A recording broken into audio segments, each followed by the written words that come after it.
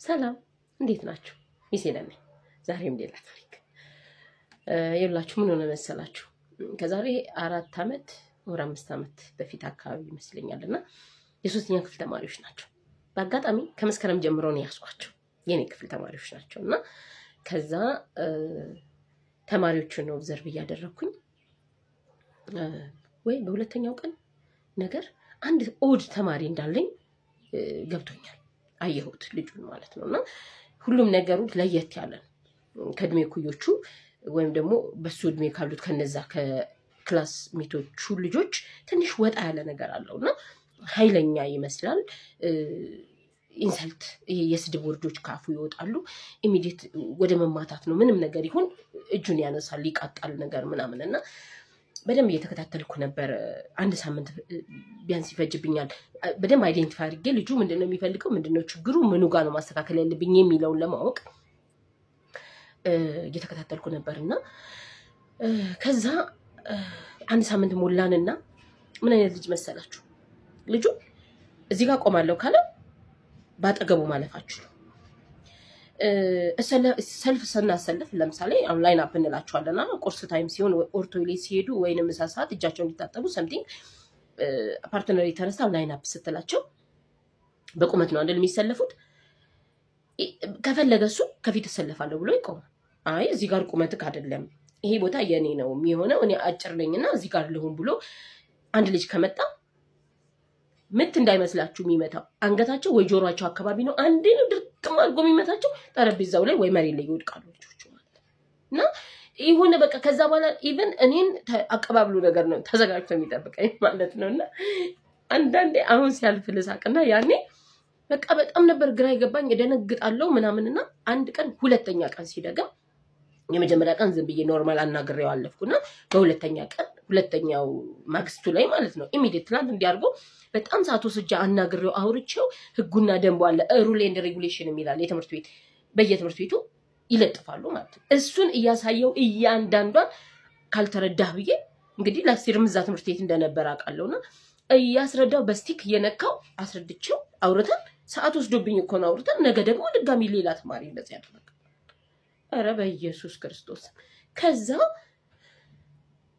ምን እንደሆነ ችግሩ ለማወቅ የግድ ከወላጅ ጋር ማውራት አለብንና ዘን እናቱ ጋር ስደውል እኔ አራስ ነኝ ግን በስልክ እናወራ ነገር አለችኝና ከዛ ነገርኳት እንደዚህ ምናምን ነገር ስላት አዎ ቤትም እኮ የሆነ ነገር ያለው ነገር ካልሆነ ቴሌቪዥን እስከ መስበር ድረስ ደርሶ ያውቃል አለችኝ።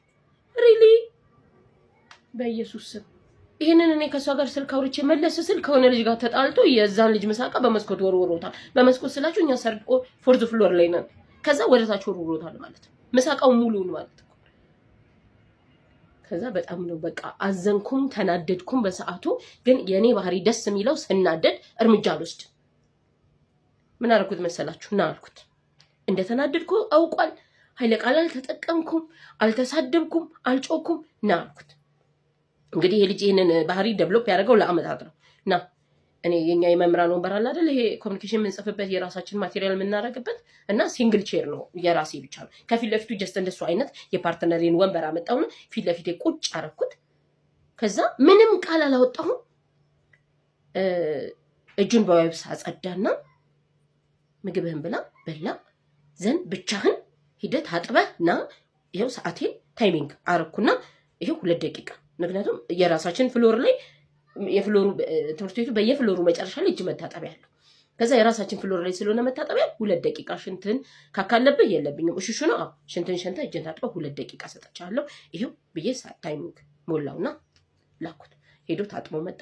አታምኑኝም 3ኛ ክፍለ ጊዜ ጨርሰን ነው አይደል ለምሳቃ ይወረወረው እስከ ምሳ ሰዓት ድረስ እዛ ጋር ቁጭ ብሎ ጻፈ፣ እዛ ጋር ቁጭ ብሎ በላ፣ እዛ ጋር ቁጭ ብሎ ተማረ። አንድ ወርድ አልተጠቀምኩም። እኔ ዝም ባልኩ ቁጥር እናንተ እሱ እንደ በረዶ እየቀለጠ መጣ። በቃ እየደነገጠ ማለት ምን ልታረግ ነው ነገር ፈራ መሰለኝና በጣም በቃ ጭራሽ በቃ ሚስ አንድ ቀን እኮ ሚስ ብሎኛ አያውቅም ከዛ በፊት ማለት ነው። ምናምን አይነት በቃ የሚያሳየው ራሱ ፋሻል ኤክስፕሬሽን ሪአክሽኑ በጣም በቃ ስሜታዊ የሚያደርግ አይነት የነበረ ልጅ 100 ጊዜ ሚስ በስሙ ጠራውትና ዝም ብላ አትጥራኝ፣ ስራህን ስራ። እኔ ስራዬን እየሰራው አይደል? ስራህን ስራ እያስተማርኩ ነው። ጻፍ ለጥ ብሎ ጻፍ። የመጀመሪያ ቀን በዚህ ያለቀ። ከዛ ምንም ሳልናገረው ሄደ። ኮሚኒኬሽን አልጻፍኩም፣ አልተናገርኩትም። ዘን በማግስቱ መጣ። እንደመጣ ከዛ ና ማውራት እፈልጋለሁ አልኩት። የትምህርት ቤቱን ህግና ደንብ አስረድቻለሁ አይደል? አዎ ማሚ ጋር ደውዬ ነበር፣ እንደዚህ ብላኛለች። አንተ ለምንድን እንደዚህ የምታደርገው? አያቴ የፈለከውን ነገር ማድረግ ትችላለህ ብላኛለች። አይ እንደሱ ማድረግ አልችልም። አንተም እነዚህ የቀሩትም ልጆች ለኔም ለወላጆቻቸው እኩል እንዳንተ እንደዚህ እንደንቁላል እንዳይፈርሱ እንዳይወድቁብን ተንከባክበን የምንይዛቸው የምንወዳቸው ልጆቻችን ናቸው። አንተ እከሌን መታከው አይደል? አስተምሬ አስረድቼ ይቅር አባባልኳችሁ፣ ይቅርታ ጠየቅከውና ተውኩ። ዘንድ በማግስቱ ደግሞ እከሌን ደገምከው። ከዛ እኔ ስመለስ አልኩት፣ እኔ ስመለስ ምሳ ቀብረው ጠበቅ። ምን ማለት ነው? አይ እኔ በቃ ሁሉንም ነገር ማድረግ እንደምችል ነው የተረዳሁት። ሁሉንም ነገር ማድረግ አትችልም። ማድረግ የምትችለው ምን እንደሆነ ታውቃለህ? ልክ እንደነሱ በስርዓቱና በደንቡ መሰረት ነው የምትማረው። ከዚህ ትምህርት ቤት አትባረርም አልኩት። ቢሮ አልከስም፣ ኦፊሶች አይሰሙም። እኔ አንተን አስተካክላለሁ። በምን መሰለህ አንተ የምትስተካከለው? ከኔ ጋር ነው የሚቀመጠው። ከልጆቹ ጋር ጨዋታ የለም። ከልጆቹ ጋር አብሮ ምግብ ይሄ የዳይኒንግ እንትናቸው ላይ ሰርክላቸው ላይ አይገባም። እንደዛ ነው የምትፈልገው? አይ አልፈልግም። ከነሱ ጋር ነው መሆን የምፈልገው። ከነሱ ጋር መሆን ከፈለክ ደግሞ ልክ እንደነሱ ተከባብረን መኖር መቻል አለብን። ስንት ቀን ፈጀብን? ምናልባት 2 ሳምንት ወይ 1 ሳምንት። ግን በዛ መካከል እናቱ ጋር እየደወልኩ የነበረውን የባህሪ ለውጥ ጠይቃት ነበር። የዘንድሮዋ ሚስ በጣም አይለኛ ነች አለ። አንድ ቀን ግን እንደዚህ እጄን አንስቼ ዱላ ሳልፍበት አለቀ። አንዳንዴ በጣም አሁን በዛ በነበርን 2 ሳምንት የሱን ባህሪ ለመለወጥ እኔ በጣም እንትን ያልኩ በነበረበት ሰዓት ላይ አንዳንዴ እኔ ይኸውላችሁ እንደዚህ መለስ ብዬ እኮ ነው ቦርዱ ላይ ርዕሱን ጽፌ የሆነ ነገር ብዬ ልጆቹን እንደዚህ አርጉ ብዬ ልክ ፊቴን ወደሱ መለስ እስከማደርግ ድረስ ማለት ነው። የሆነ ታታምኝ ዞር ብሎ የመጀመሪያ ዴስክ ላይ ያለውን ተማሪ ተንኩሶት ይመለስ ነበር።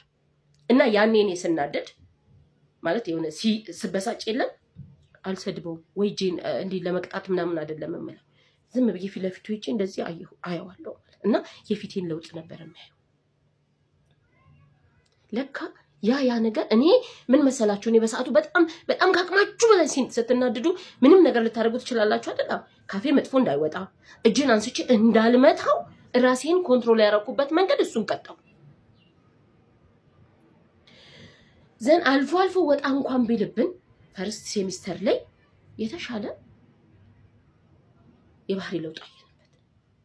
ሰከንድ ሴሚስተር እናቱ ከራስ ቤት መጣች። ቁጭ ብለን እኔ እሷ በደንብ አወራን። የራሴን ህግ አውጥቼ የእውነት እንደምነግራችሁ እግዚአብሔር የራሴን ህግ አውጥቼ እሱን ፈረመ፣ ማሚን ፈረመች፣ እኔም ፈረም። ውል ነው ስምምነት ማለት ነው። ምንድነው ስምምነቱ? ወደ ውጭ ሀገር ይሄዳሉ አባታቸው ፕሮሰሱ ሲጨርስላቸው። እሱ በዚህ አመት በባህሪ ረገድ አካዳሚክ እኮ ችግር የለበት፣ በባህሪ ረገድ ተስተካክሎ እናቱንም እኛንም ጓደኞቹንም ቤተሰቡንም ማክበር ካልጀመረ እሱ ቀርቶ የውሸታችንን እኮ እሱ ቀርቶ እነሱ እንደሚሄዱ። ምክንያቱም ይሄ ሰው እኮ ነገም ከኢትዮጵያ ውጭ እንግዲህ ታውቃላችሁ ለልጆች እንዴት እንትን እንደሚባል በራሱ ጥፋት እሪ ቢል እነዚህ ሰዎች ልጃቸውን ሊቀሙ ነው ወይም ሊታሰሩ ነው ማለት ነው።